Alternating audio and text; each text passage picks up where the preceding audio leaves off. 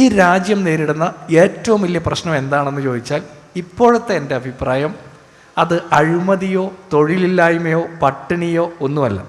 അത് അതിരൂക്ഷമായിട്ടുള്ള, ഒരുപാട് ആഴത്തിൽ വേരൂന്നിയിട്ടുള്ള വർഗീയതയുടെ ഫാസിസമാണ്. ഒരു സംശയവും വേണ്ട. നമ്മുടെ ഈ പറഞ്ഞ പട്ടിണി, ദാരിദ്ര്യം, തൊഴിലില്ലായ്മ മൂലം വിലക്കയറ്റം പോലുള്ള എല്ലാ പ്രശ്നങ്ങളെയും അഡ്രസ്സ് ചെയ്യാൻ പറ്റാതെ വരുന്നത് എല്ലാ കാര്യവും വർഗീയതയുടെ കോണിലൂടെ മാത്രം കാണുന്നത് കൊണ്ടാണ്. അതുകൊണ്ടാണ് ഇത്തരം ആളുകൾക്ക് വീണ്ടും വീണ്ടും തുടർന്ന് ഭരിക്കാൻ പറ്റുന്നത്. നമ്മൾ എല്ലാ കാര്യത്തിലും അങ്ങനെയാണ്.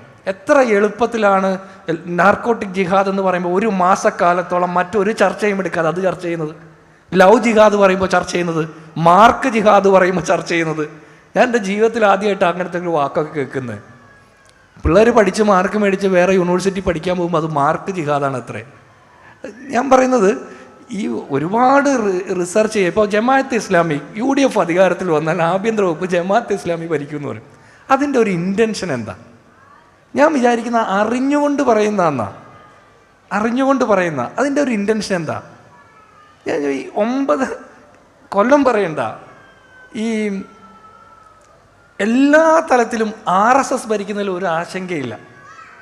RSS ഭരിക്കുന്നത്, ഞാൻ പറയുന്നത് ഒരു രാഷ്ട്രീയ പാർട്ടിയും 100% ഇതിന്ന് വിമുക്തമാണെന്ന് ഞാൻ പറയുന്നില്ല.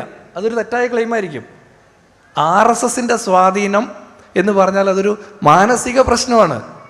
അത് അത്തരം സ്വാധീനങ്ങളുള്ള ആളുകളുടെ എണ്ണം എല്ലായിടത്തും ഉണ്ട്, ഏറിയും കുറഞ്ഞുണ്ടെന്നുള്ളതാണ്. പക്ഷെ ഭരണകൂടത്തെ പിന്തുണയ്ക്കാൻ വേണ്ടിയിട്ട് മറ്റെല്ലാ ശബ്ദങ്ങളെ അടിച്ചമർത്തുക എന്ന് പറഞ്ഞാൽ അതൊരു സംഘപരിവാർ നയത്തിൻ്റെ ഭാഗമാണ്. അത് തിരിച്ചറിയാൻ പറ്റാതെ വരിക. താൽക്കാലിക ലാഭത്തിന് വേണ്ടിയിട്ടാണ് ഈ സമീകരണം നടത്തുന്നത്. അതുകൊണ്ടാണ് കളമശ്ശേരിയിൽ ബോംബ് സ്ഫോടനം നടന്നു എന്ന് കേട്ടപ്പോൾ തന്നെ ഇന്നത്തെ BJP പ്രസിഡന്റ് നേരെ കൊണ്ടുപോയി ചില ആളുകളുടെ തലയിൽ കെട്ടിവെച്ചത്.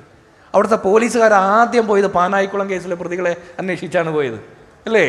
അപ്പോൾ അങ്ങ് തീരുമാനിക്കുകയാണ്, ഒരു ബോംബ് സ്ഫോടനം നടന്നു എന്ന് പറഞ്ഞാൽ പ്രതികൾ ആരാണെന്ന് നമ്മൾ തീരുമാനിക്കുകയാണ്. അങ്ങനത്തെ ഒരു സാഹചര്യം സൃഷ്ടിക്കപ്പെട്ടു. ഒരു മുസ്ലിം വിഭാഗത്തിൽപ്പെട്ട ഒരാൾ ഒരു നഗരത്തിൽ വന്നൊരു പെട്ടിക്കട തുടങ്ങിയാൽ അപ്പോൾ പേടിക്കുകയാണ്. മനസ്സിലായോ? മറ്റാർക്കും ഇല്ലാത്ത ഒരു അരക്ഷിതാവസ്ഥ ഈ ഭാഗത്തിൽപ്പെട്ട ആളുകൾക്കുണ്ടാകുന്നത് അത് പ്ലാൻ ചെയ്തുണ്ടാക്കുന്നതാണ്.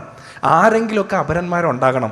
കേരളത്തിന് പുറത്ത് കുറേ ആളുകളുണ്ട്. കേരളത്തിൽ പെട്ടെന്ന് എളുപ്പത്തിൽ കണ്ടെത്താൻ പറ്റുന്ന ഒരു അപരനെ അല്ലെങ്കിൽ ഒരു ശത്രുവിനെ കണ്ടെത്താൻ പറ്റുക എന്ന് പറഞ്ഞാൽ അത് മുസ്ലിങ്ങളിൽ തേടുകയാണ്. അതുകൊണ്ടാണ് ഈ ന്യൂനപക്ഷ വർഗീയത എന്ന് പറയുക. കളമശ്ശേരിയിൽ മാർട്ടിൻ പാട്രിക്ക് ചോറും പാത്രത്തിൽ ബോംബ് വെച്ച് 5-6 പേരെ കൊന്നു കളഞ്ഞിട്ട് കേരളത്തിലെ ഏതെങ്കിലും, അല്ലേ, 8 ആള്, കേരളത്തിലെ ഏറ്റവും കൂടുതൽ ആളുകൾ കൊല്ലപ്പെട്ട ബോംബ് സ്ഫോടനമാണ്. അതിൽ UAPA വകുപ്പ് ഒഴിവാക്കി എന്നൊക്കെയാണ് എൻ്റെ ഒരു അറിവ്, അല്ലേ? ഒരു കാര്യം കൂടെ ജിൻഡോ, അന്ന് ഒരു ചാനലിൽ പ്രതിയെ പിടിച്ചു എന്ന പേരിൽ താടി വെച്ച ഒരാളുടെ ഫോട്ടോ വന്നു. അതെ, ഞാൻ പറയുന്ന മാർട്ടിൻ പാട്രിക്ക് 8 പേരെ കൊന്നത് വലിയ കുറ്റമാണെങ്കിലും അയാൾ ഒരു ചെറിയ നന്മ ചെയ്തു. അയാൾ ഇത് സ്വയം സമ്മതിച്ചു. അല്ലെങ്കിൽ എത്ര പാവപ്പെട്ട ഒരു തല്ലുകൊണ്ട് ജയിലിൽ കിടന്നേനെ, എത്ര കാലത്തോളം ജയിലിൽ കിടന്നേനെ. ഞാൻ പറയുന്നത് എത്ര എളുപ്പത്തിലാണ് നമ്മൾ അതിൻ്റെ പേരിൽ ഏതെങ്കിലും ഒരു ക്രിസ്ത്യാനി കേരളത്തിൽ ആക്ഷേപിക്കപ്പെടുന്നുണ്ടോ? ഇല്ല. പകരം ഏതെങ്കിലും ഒരു മുസ്ലിം വിഭാഗത്തിൽപ്പെട്ട ആളാണ് ഇത് ചെയ്തിരുന്നെങ്കിൽ ഒരുപാട് ആളുകൾ കോർണർ ചെയ്യപ്പെട്ടേനെ. അത് പറയുന്ന കാര്യം എന്താ? നമ്മുടെ സമൂഹത്തിൽ ആഴത്തിലും പരപ്പിലും ഇസ്ലാമോഫോബിയ വേരൂന്നിയിട്ടുണ്ട്. അത് പറഞ്ഞു വരുത്തുന്നതിൽ ഭരണകൂടത്തിന് നേതൃത്വം കൊടുക്കുന്ന ആളുകളാണ് മുൻപന്തിയിൽ നിൽക്കുന്നത്.